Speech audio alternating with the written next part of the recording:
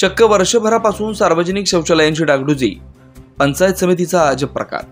54 गावातील जनता या ना त्या कामासाठी शिरोळ तहसील कार्यालय पंचायत समितीमध्ये दररोज दाखल होतात।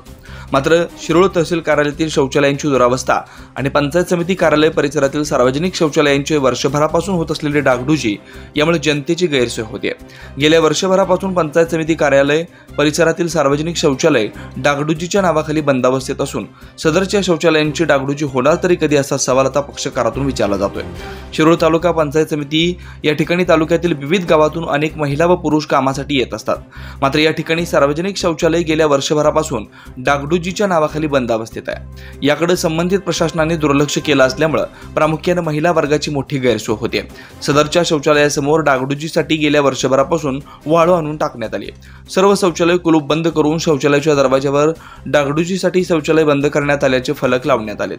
असं असल्यानं वर्षभर या शौचालयांची डागडुजी होत नसल्यानं प्रशासन याकडे लक्ष देणार काय असा सवाल आता जनतेतून विचारला जातोय।